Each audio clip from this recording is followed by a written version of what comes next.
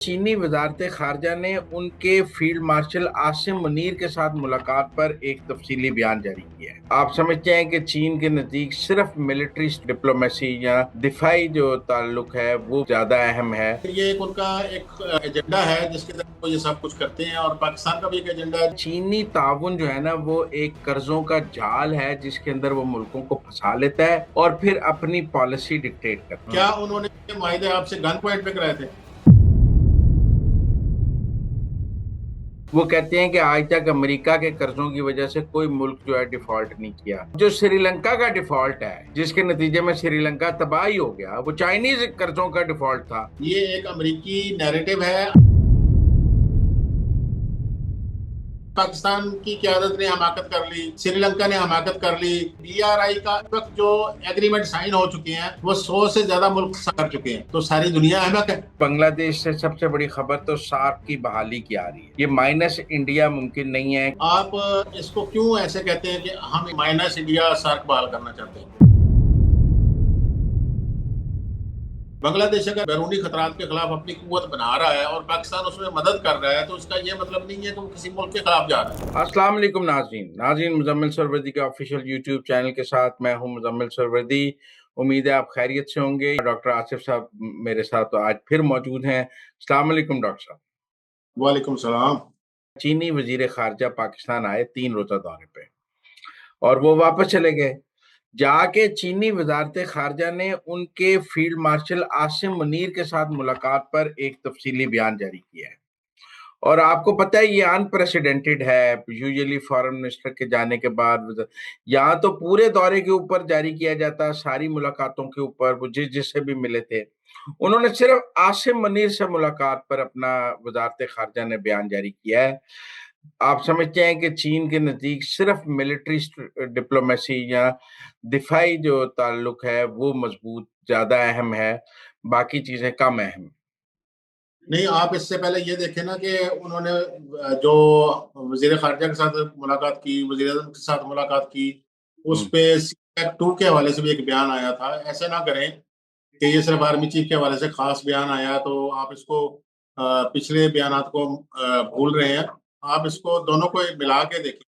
उन्होंने सिविल मामलात के हवाले से अलग बयान जारी किया और उन्होंने आर्मी चीफ के हवाले से, हाँ ये जरूर है कि उन्होंने आर्मी चीफ के हवाले से खास बयान किया है, लेकिन उन्होंने दीगर मुलाकातों पे भी बयान जारी किया है। लेकिन ये एक उनका एक एजेंडा है जिसके तहत वो ये सब कुछ करते हैं और पाकिस्तान का भी एक एजेंडा है जिसके साथ वो मैच करते हैं।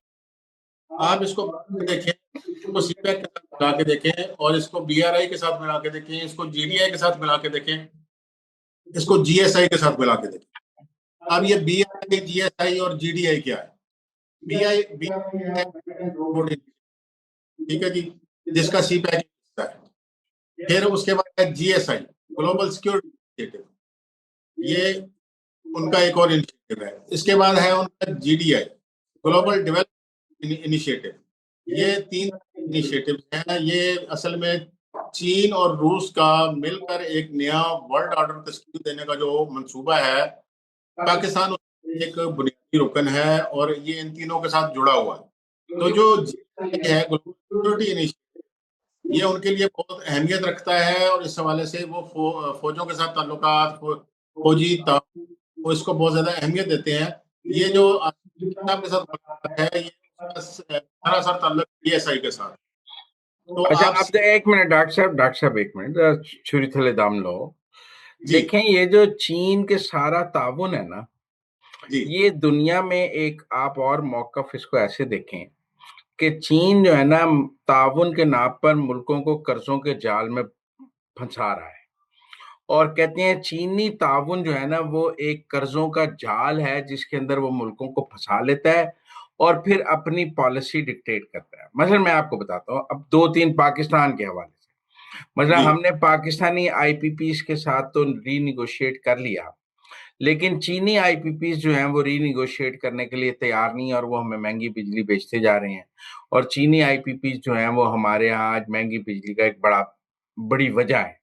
और अब ठीक है। चूंकि हमने उनसे J-10 लेना है, PL-15 लेना है, दिफाई ताउन लेना है, वो भी आर्मी चीफ के साथ बयान मुलाकात पर प्रेस रिलीज जारी करती हैं ताकि जो उन्होंने हमें माली मुश्किलात दी हुई हैं उनका जिक्र ही ना हो। अब अब आप देखें अब मेरा एक मिनट ना। मेरा एक सवाल है, हम्म। क्या उन्होंने ये मायदे आपसे गन पॉइंट पे कराए थे? नहीं, देखिए मैं क्या आपको एक बात। ये या चीन जिम्मेदार है? नहीं नहीं, देखें मेरी बात सुने, दो मुल्कों के दरमियान दोस्ताना, देखें मैं दोस्ताना, दुनिया में एक और बात है, वो कहते हैं कि आज तक अमेरिका के कर्जों की वजह से कोई मुल्क जो है डिफॉल्ट नहीं किया, अच्छा आज ये तक IMF के कर्जों की। अब जो श्रीलंका का डिफॉल्ट है, जिसके नतीजे में श्रीलंका तबाह ही हो गया, वो चाइनीज कर्जों का डिफॉल्ट था। No no no no. इसीलिए डोनाल्ड ट्रंप ने ये कहा कि मैं पाकिस्तान, एक बात सुन ले, हमें बारी बारी बात करनी होगी, लोगों को समझ नहीं आएगी। इसीलिए आपको याद है इमरान खान दौर में डोनाल्ड ट्रंप ने कहा कि पाकिस्तान को कर्जे IMF से इसलिए नहीं दिए जा सकते कि वो चीनी कर्जों की अदायगी में वो पैसे चले जाएं, हमसे पैसे लेके चीन। आज भी पाकिस्तान का जो सबसे बड़ा मसला है वो कोई अमेरिकी कर्जे नहीं है, पाकिस्तान का मसला कोई पेरिस क्लब के कर्जे नहीं है, पाकिस्तान का मसला चाइनीज कर्जे हैं। अच्छा मैं आपको इसका दूसरा पहलू बताता हूँ। हम्म। जहां तक आप श्रीलंका की बात की, वहां सबसे बड़ा जो इशू वहां आया, जिसकी बुनियाद पे ये कर्जों के जाल की थ्योरी बनाई गई, वो उनकी हम्बनटोटा पोर्ट है। हम्बनटोटा पोर्ट चाइनीज ने उनको ऑफर नहीं की थी। पहले तो बात ये समझ लें, ये खालिस्तान का अपना इनिशिएटिव था, जिस इस पोर्ट की डेवलपमेंट के लिए वो खुद चाइना के पास, ठीक है, उस पोर्ट की डेवलपमेंट के लिए तमाम तरह श्रीलंका के यार आप मेरी बात सुने, श्रीलंका की इकोनॉमी डूबी दो वजूहात की बिना पर। एक, कोविड में रेमिटेंसेस, उनकी इकोनॉमी तीन चीजों पर खड़ी थी, एक था टूरिज्म, एक थी रेमिटेंसेस और एक था टेक्सटाइल एक्सपोर्ट। तीन बेसिक कॉर्नर स्टोन्स थे श्रीलंका की इकोनॉमी के। कोविड में उनका टूरिज्म भी खत्म हो गया, एक चर्च पे धमाके की वजह से टूरिज्म नीचे आया, रेमिटेंसेस नीचे आई, एक्सपोर्ट्स नीचे आई। चाइना चाहता तो रीशेड्यूल कर देता कर्जे को, मार तो नहीं जाना था चाइना ने डिफॉल्ट करा दिया, दुनिया नहीं, सारी डर गई है। नो नो, चाइना ने, अच्छा इसमें आप जो उनकी पूरी सियासी थ्योरी है उसका पूरे का पोस्टमार्टम करें ना। आप ये जरूर कहते हैं कि उनके कर्जों की, ये एक मिनट के लिए हम मान लेते हैं कि चाइनीज कर्जों की वजह से वो डिफॉल्ट कर गया, लेकिन उसके साथ एक दावा और भी किया जाता है। वो दावा ये है कि हम्बनटोटा चीन ने अपनी मिल्कियत में ली। ये बिल्कुल सरासर बाद में झूठ निकला। ये एक अमेरिकी नैरेटिव है। असल में ये BRI, GSI, GDI का मुकाबला करने के लिए उन्होंने एक नैरेटिव अपना शुरू किया था। इस नैरेटिव के तहत CPEC के खिलाफ भी प्रोपेगेंडा होता रहा कि पाकिस्तान कर्जों के जाल में आ रहा है और पाकिस्तान को इसमें नहीं आना चाहिए। असल में ये एक नए वर्ल्ड ऑर्डर की तश्कील के लिए बड़ी ताकतों की लड़ाई है। नए वर्ल्ड ऑर्डर के लिए चीन और रूस इकट्ठे अच्छा, इस हैं। वक्त आप वो ये आपको कह ये देखे ना, यूनिपोलर आप वो यूनिपोलर कह अब देखिए, आप वो कहते हैं चीन के जितने भी दोस्त ममालिक हैं, जो चीन जिनसे जो मुल्क चीन की मदद हासिल करते हैं, चीन उनको कर्जों के जाल में फंसा लेता है। अच्छा मुझे ये बताएं, अच्छा पाकिस्तान की क्यादत ने हमाकत कर ली, श्रीलंका ने हमाकत कर ली, ठीक है, आप दो चार मुल्कों के नाम गिनवाएंगे, लेकिन मुझे ये बताएं कि BRI का इस वक्त जो एग्रीमेंट साइन हो चुके हैं वो 100 से ज्यादा मुल्क साइन कर चुके हैं, तो सारी दुनिया अहमक है। नहीं नहीं, मैं चीनी कर्जों की बात कर रहा हूँ, चीनी इक्तिसाद, देखो बहुत सारे मुल्कों को तो उनसे उनके कर्जों की जरूरत नहीं है। ये तमाम मंसूबे जो हैं वो इसी CPEC के मॉडल पे के ऊपर हैं, और उसमें 100 मुल्क जो है BRI में शामिल हो चुके हैं, एग्रीमेंट्स हो चुके हैं। ये $1 ट्रिलियन मंसूबा है। ये असल में दुनिया में निजाम बदलने की, अमेरिकी हेजमनी खत्म करने की, यूनिपोलर वर्ल्ड को खत्म करने की कोशिश है। ये मल्टीलैटरलिज्म की तरफ जाने की कोशिश है, जिसको अमेरिका जो है वो अपने अपनी इस हेजमनी देखें, को खत्म। एक मिनट, अमेरिका ग्रांट देता है, अमेरिका एड देता है, अमेरिका फाइनेंशियल असिस्टेंस देता है, चाइनीज चाइनीज मॉडल में ये नहीं है। के ग्रांट के साथ इतनी ज्यादा सिक्योरिटी शराइत होती हैं, उसके साथ इतने सारे दीगर आपके सफारती और डिप्लोमेटिक शराइत होती हैं कि आप बाकी दुनिया के साथ तल्लक नहीं रख सकते। आप ये आपको अमेरिका एक गुलाम बन के रखा। रूस और चीन ये कह रहे हैं कि दुनिया मल्टीलैटरल होनी चाहिए, एक पावर की जो इजारादारी है वो खत्म होनी चाहिए, मल्टीलैटरलिज्म की तरफ जाना है। वो तो अभी ये कह रहे हैं, बाद में जिनको कर्जों, जो जो देखिए मेरे, वर्ल्ड हमें भी दुनिया क्या है कि चीन और अमेरिका को इकट्ठे लेकर चलना मुश्किल है। चीन, अब अमेरिका को मनाओ तो चीन नाराज है, चीन को मनाओ तो अमेरिका नाराज हो जाता है। बहरहाल आगे चलते हैं, लंबी बहस है। के आए, आपके आर्मी चीफ व्हाइट हाउस में लंच करके आए, क्या उस पे हम चीन ने किसी तरह का डिस्प्ले शो किया? ਉਹਦੇ नहीं ਬਾਅਦ किया। चीन गए ना वजाहतां देन। नहीं, वजाहतें देने नहीं, असल में आपको सफारतकारी में इसको कहते हैं तवाजन का अमल। आप तवाजन बरकरार रख के अगर तमाम कुव्वतों के साथ चल सकती हैं तो ये मल्टीलैटरलिज्म है, ये अच्छा चले, यूनिपोलर। अब बांग्लादेश पे आ जाएं डॉक्टर साहब, छोड़ें चीन। चीन हमने बहुत खेल लिया, चीन ने बयान जारी किया, बहुत अच्छी बात है। हमें उनके स्ट्रेटेजिक ताउन की ही जरूरत है, असले की ज्यादा जरूरत है मेरा ख्याल है। कमर्शियल कर्जों से चीन के हमें जान छुड़ानी चाहिए और दिफाई ताउन रखना चाहिए। ये मेरी राय है कि चीन के साथ दिफाई ताउन को बढ़ाना चाहिए और जो उनके कमर्शियल कर्जे हैं उनसे जान छुड़ानी चाहिए, उनके ट्रैप में नहीं आना चाहिए। ये मेरी राय है। ठीक है, आपकी राय का मैं एहतराम करता हूँ। ठीक है, अब ये बताएं, आज तो बांग्लादेश से सबसे बड़ी खबर तो सार्क की बहाली की आ रही है, पर मुझे लगता है कि ये जो पाकिस्तान और बांग्लादेश ने सार्क को बहाल करने की बात की है, ये माइनस इंडिया मुमकिन नहीं है। क्योंकि अगर हम देखें तो सार्क में 8 ममालिक हैं, जिनमें इंडिया, बांग्लादेश, भूटान, मालदीव, नेपाल, पाकिस्तान और अफगानिस्तान है। तो भूटान, मालदीव और नेपाल तो अभी भी इंडिया की जेब में है। आप इसको क्यों ऐसे कहते हैं कि हम इंडिया माइनस इंडिया सार्क बहाल करना चाहते हैं? मैं इसको ऐसे नहीं देखता। सार्क की बहाली अगर होगी तो इंडिया के साथ होगी। ये इस खित्ते के लिए एक बहुत, इस खित्ते की तरक्की के लिए, इस खित्ते में खुशहाली के लिए ये एक तस्वुर था जिसके ऊपर सार्क बनाई गई थी। सार्क अगर होगी तो इंडिया की मौजूदगी और उसकी रुकनीत के साथ बहाल होगी, उन, बना लेंगे। पाकिस्तान अगर कहता है कि सार्क बहाल करनी है तो इसका मतलब है कि इंडिया को साथ रख के वो शामिल रख के सार्क की बहाली का अपील कर रहा है। मेरा नहीं ख्याल कि माइनस इंडिया, अगर माइनस इंडिया कुछ बनना है तो फिर उसका नया नाम दे दिया जाए। तो मैं नहीं नहीं नहीं, समझता। देखें इसमें यह है कि सार्क का अगला इजलास इस्लामाबाद में होना था। जब इंडिया ने इस्लामाबाद में आने से इनकार किया और सार्क का इजलास इस्लामाबाद में नहीं हो सका। हाँ, तो अब ये सूरत हाल ये है कि जब इंडिया ने कहा मैंने इस्लामाबाद नहीं आना, तो सीना वाजिद बैठी थी, उसने कहा मैंने भी नहीं आना, भूटान ने कहा मैंने नहीं भी आना, नेपाल ने कहा मैंने भी नहीं आना, मालदीव ने कहा मैंने भी नहीं आना, इधर अशरफ गनी था, उधर उन्होंने कहा मैंने भी नहीं आना, तो फिर कोई भी नहीं आया इस्लामाबाद।